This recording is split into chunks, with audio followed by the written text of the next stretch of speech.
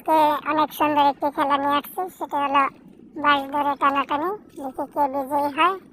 এখানে বাদশা ভাই আর কামাল ভাই দুজন খেলাতে অংশগ্রহণ করেছেন। এখন খেলা শুরু হবে, আপনারা দেখেন দেখি কে বিজয়ী হয়। আজকের খেলা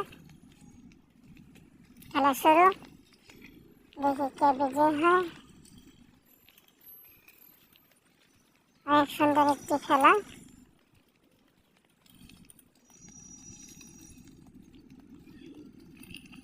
খেলাতে কামাল ভাই হেরে গেল, বাদশা ভাই জিতে গেছে।